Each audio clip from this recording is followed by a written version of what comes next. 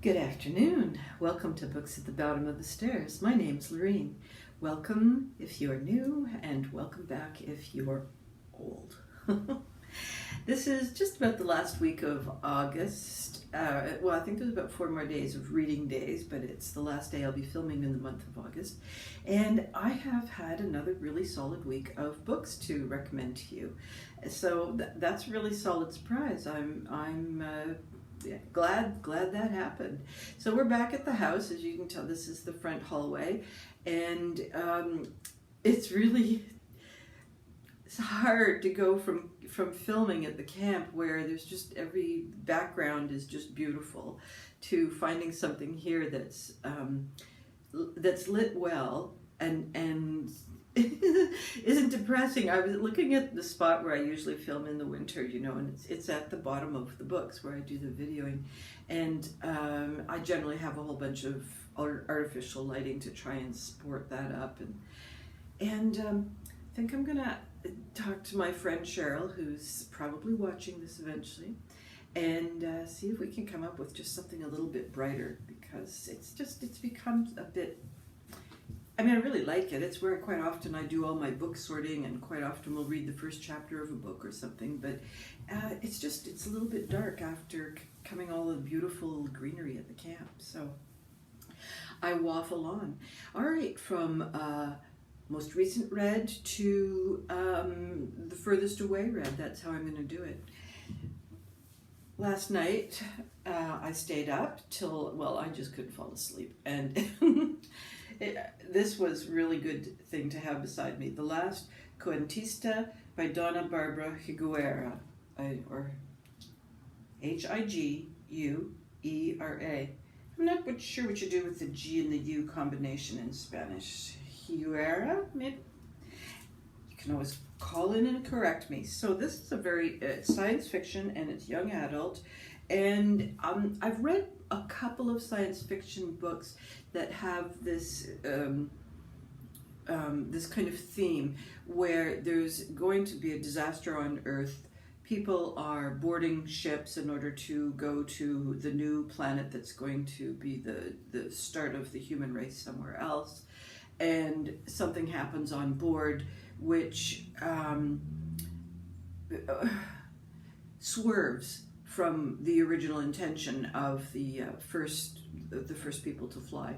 It's going to take them 350 years to get to the new planet, and it's called Sagan, and it has it's a smaller planet, and it has a more restrictive ecosystem. So a lot of professionals with geology and botany and farming and so on have been part of this travel plan. And so what happens to Petra, and her last name is Penna, is that when she goes into stasis, it isn't fully successful. So over the course of 350 years, then we get some experiences of her in stasis, which is not 100% stasis. And it's not creepy, because I can't think of anything worse to be in a pod with goopy around me and being aware of it. So that part's not icky at all. She comes out of this, discovers that the last group of people who were whose job it was to tend to these humans in the stasis pods, things have morphed. The caretakers have switched roles, and the original intention has morphed quite significantly. And so Petra wakes up expecting to find her parents and her younger brother, and she expects to meet a couple of friends that she's made sort of just before the journey begins, and her expectations are completely upended. And what we end up with is her trying to figure out how to navigate this new society that I think there are some indicators that not everything is copacetic, and what she's going to do in the face of this survival, what are her options, and what about that planet. So I thought it was quite good. It was very well written, and also the part that is very important, I would think, from Donna Barbara Higuera's point of view, is the storytelling. Petra wants to be a storyteller. She's taking on board through. You get lessons through the gel that you're in stasis in, so you are getting educated as you are lying there. So she's being educated in the realm of botany and the chemical composition for plants and how to be able to amend that to make them edible for humans. But her dream is to be a storyteller, and her grandmother that has to be left behind is a storyteller. And so there's this tradition of female storytellers. And how does that tradition go forward in a society that isn't looking backwards at all? So there are stories being told within stories. She tells them as sort of sleep lullabies, and some Spanish content, which I don't speak Spanish, but I didn't find it very much of a problem. Sometimes it's translated, and sometimes you just have to pick it up from context. So I really think this is a good book. I think that the protagonist is young enough at 12 but the conflict and the dilemma and the setting are certainly well suited to an older reader. And if you are an adult and you like to do science fiction reading across all age groups, I think this is a fun one, because it's that age-old thing of like, what happens after 350 years? And I was thinking about that with respect to the Mars rover, and I thought, that Mars rover made it there in my lifetime. Can't be that far away. And then I thought, I completely did not pay attention to that event. I know there's some kind of little car driving around Mars, but how long it took to get there, I don't know. All right, the next one is number 4, I believe, in the series, and this is a series that is out in its complete number of books, which is 8, and it's Genevieve Cogman's Invisible Librarian series, and this one is The Burning Page. And we see the same characters. We've got Irene, who is a librarian for the Invisible Library, and her apprentice Kai, who is a human, but a dragon. So it's a dragon in human form. And then there's Vale, who is a detective, and then there are the bad people that we've kind of encountered in other books. And so some of the bad guys are from other books at the beginning, and some are from the previous book number 3. And it's more or less the same. She's traveling to different worlds where she's supposed to be stealing books that are going to be central to the survival of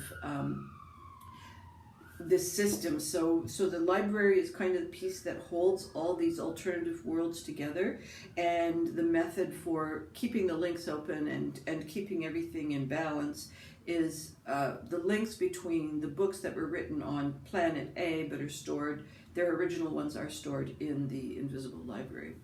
So there's some interesting discussion points around, like availability to knowledge, and if you never get to read it, or if no one ever gets to read it, then where is that in relationship to the author's intention, and what about, could it be possible that the library's focus needs some modifications, which has also ramifications, because one of the evil guys, of course, wants to conquer the Invisible Library and be Mr. Powerful, and so it was quite an exciting chase, avoidance capture scene happening in the last several chapters. I think the resolution is okay. I mean, we know that there's going to be another book coming along, so it can't be 100% resolved, but it's resolved enough that it's a satisfying book. I guess I've read one of these books about every 6 months.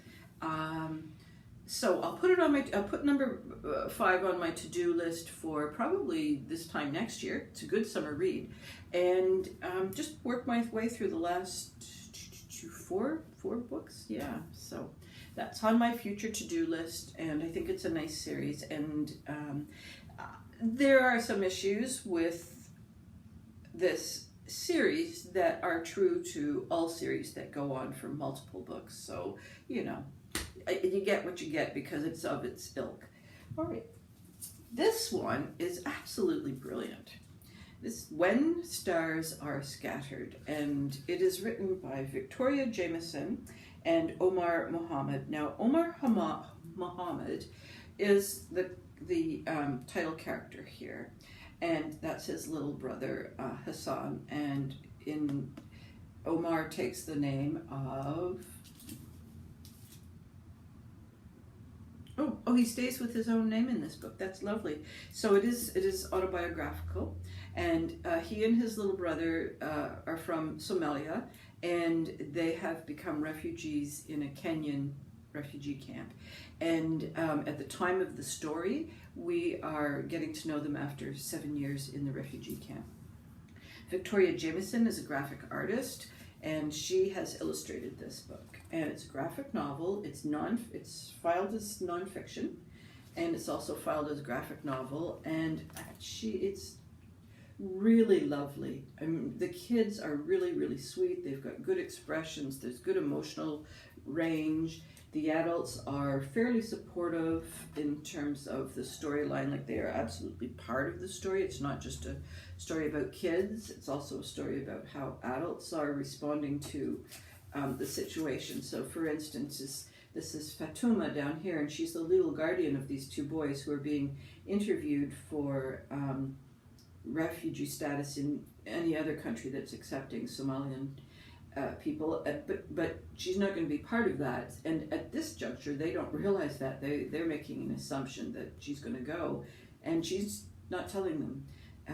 And then we've got somewhere in here, we've got another man, a teacher, who also, although he's helping these kids get ready for refugee status and so on, helping them to get into high school, which is not easy, especially in a refugee camp.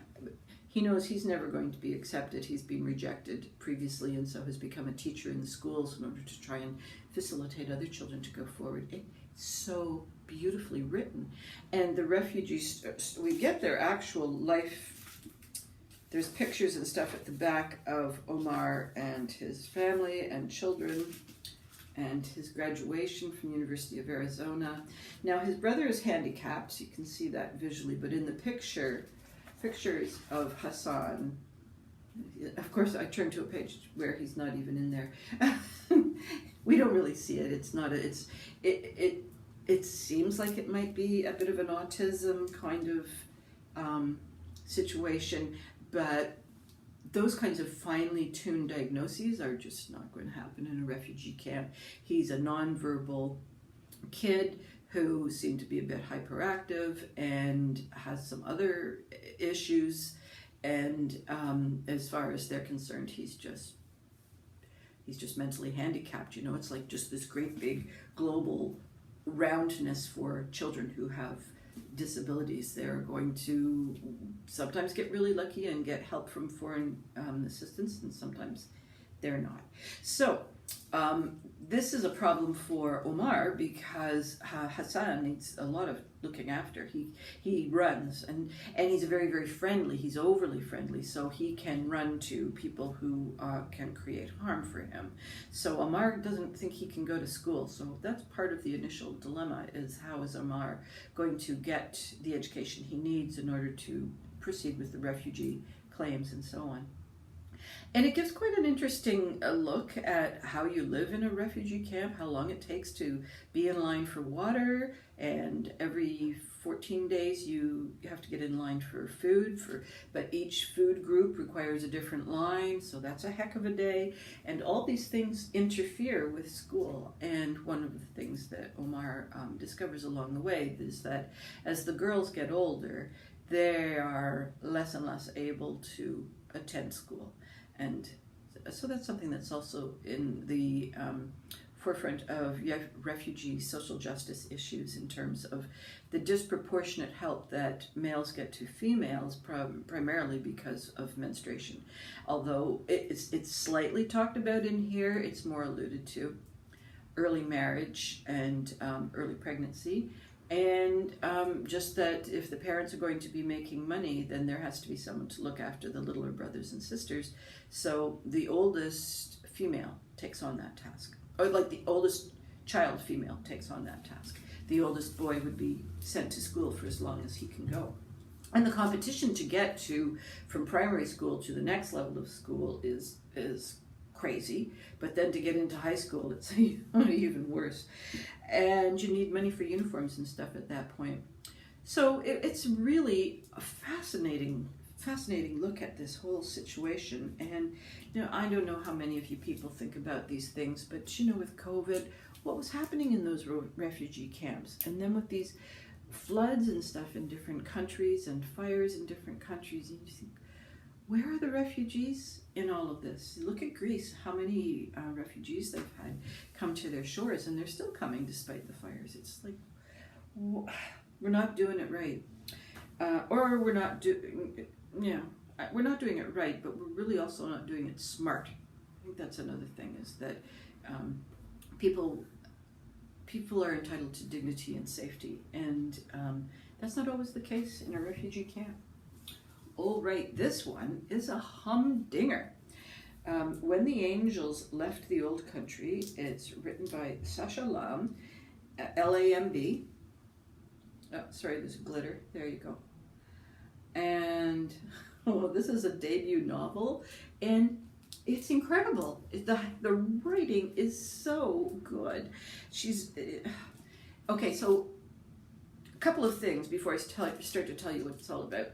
If any of you read the Golem and the Djinn, I meant to look up who the writer for that was. I forgot to do that, but that was out a couple of years ago. I read it, did not love it, and mostly, it had fantasy and plausibility don't always walk hand in hand down the sidewalk, and I just found in that book it took forever for the plot to just kind of mosey along. Some people loved that it just took forever, and I was impatient with that book.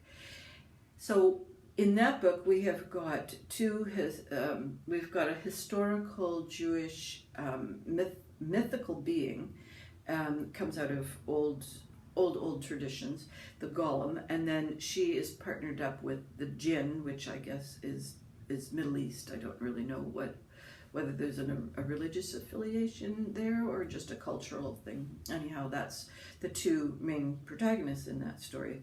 So this one has two beings who are also coming out of very deep Judaic traditions. There's an angel and a demon. And turns out there are also Christian demons and angels, and they're very, very different. They have very different preoccupations and duties and all the rest. So the angel and the demon have been studying for years. They study the writings, and they're in the synagogue, and they've been there for centuries, and then something crops up that catches their attention. Someone in the community has gone missing, and there's rumors of pogroms coming their way.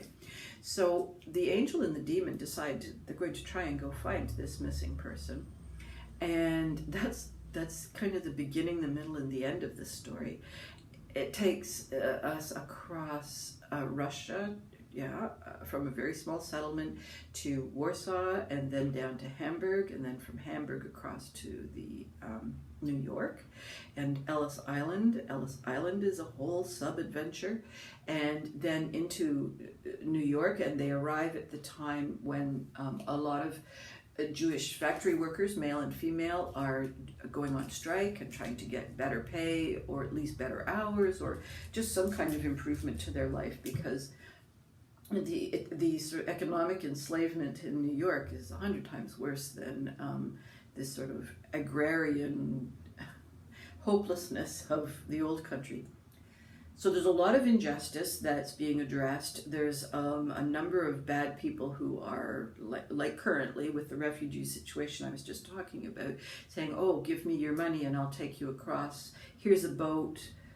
It's perfectly good for 30 people when in fact it's like a 6-person boat that's going to leak and sink partway across. You know, that kind of miserable crap that people do to each other. So similar things are happening in this book, and people are finding themselves indebted in ways that they can't claw their way out of financially. So the angel and the demon have got a good guy, bad guy scenario going on, but the fun part is that who's actually on the side of good and who's actually on the side of bad, because they see injustice quite differently. Sometimes the demon will see it as, oh yeah, cool, that guy's an evil guy. Oh, good idea. And then, you know, another times the demon will, or the angel will see injustice and just think, well, that's just the way that person's life is going. Too bad for you. And so, but then they flip and they egg each other on, and so there's not like they don't have a consistent moral compass along the way, and that makes it really quite entertaining. The other thing that Sasha Lam does is she really takes us through some old Hasidic Jewish traditions. Like, you just really feel part of that community, and there is a glossary at the back with the Yiddish and Hebrew words, and the angel in the beginning only speaks Aramaic, which is the holy language, and the demon only speaks Yiddish, but they're able to understand each other. So the angel has to do some quick language catch up. Of course, there's acclimatization things that have to happen. They've come from a country where there's a countryside where there are no vehicles at all, and New York at this point has got the overland trains. It's not a subway if it's overland. I guess it's public transit. I read it, just couldn't put it down. It was one of the books where these other books have been nice and I've enjoyed them, but this was like a no-putter downer, and so I completely love it. And Sasha Lam, as I said, this is a debut novel. She wrote it in 2018. So one of my duties when I get off here is to Google her and see if anything else has come out of her pen. So 100% recommend. All right, the one that I read the longest time ago, and mentioned it very briefly, The Midnight News by Joe Baker, who is the author of Longbourn.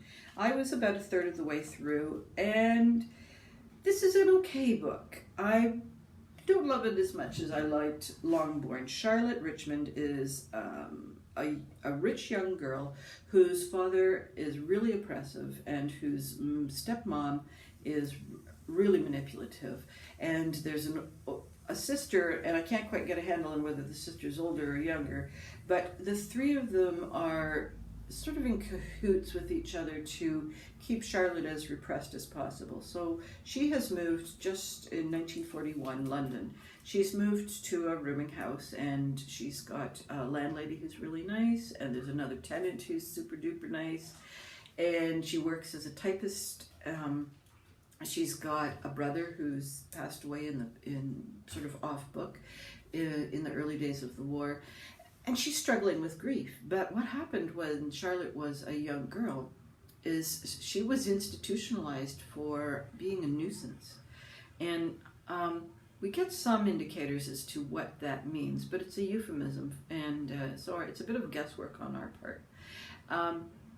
And so part of her journey through the early days of the Blitz and so on is how to not revert to behavior that the parents are going to see as nuisance, as well as be in deep grief, deep grief, and still go to her job and still be friends. And then people around her, of course, in the Blitz are being killed as a result of the bombing.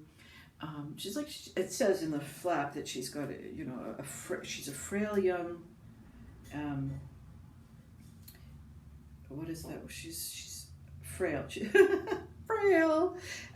She also has a sense of foreboding, so she has a sense that the planes are coming before the planes are showing up, and she's worried. She gets this sense about who's next going to be killed. And then along the way, are they being killed by the bombs? Is there something else going on? And there are some clues to support this theory. So she's an unreliable narrator because we don't know how much of her sort of past instability is part of the storyline, and she sees things, she's attentive to things that are tenuous for the reader to grasp onto. So it's a great plot line. She's an interesting character. I think the resolution was pretty well handled. I think that the tension in the middle of the story, like I was very tense because you know the bombs are coming, and I have read a number of books that take place in this time frame. So which of the many things that I have read already am I going to see in this? Because it was a horrible situation. So how graphic is Joe Baker going to be? How traumatized am I going to feel when I read parts of the story? And some of them are pretty not nice. So I recommend this book, and I'm going to keep reading for Joe Baker. But I think, to me, it's not quite as strong as Longbourn, but it's not far off. So I'm not reading anything right now. I just finished Last Colonista last night at 4 o'clock in the morning, and so I haven't picked up the next book. I have the leftovers from what I haven't finished reading at the camp, and a couple books that I was partway through, and they were nonfiction, I think, for the most part, so I tend to use the nonfiction to break up. So I'm going to try and finish some nonfiction, and when I see you guys in September, I don't have any September plans. I'm not going to be doing September shorty or anything like that. But I think, just for you guys, because you're here, over at Bookworm Adventure Girl with Jolene. There we go, Jolene. She's starting a book club up, and it's one of those, you can pay $2 or $6 or $9, I think, for different levels of participation in the book club. And she has been, in my opinion, one of the better YouTubers that I have been watching over the course of the year. She has Canadian content, but she also does very good reviews of books, whether they're Canadian or not. And she's got a really nice range of books that she reads, and from poetry to essays to fiction, nonfiction. She's very eclectic that way. And she's also been doing the project of Canada Reads, which if you watch her videos, do that. She's also did kind of a short series.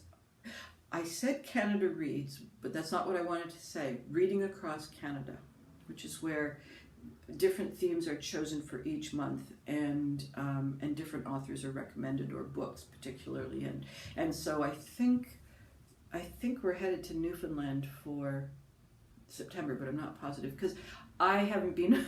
I'm on board with it emotionally, but I am not on board with it physically. I just have not been able to get myself sorted out for that. So.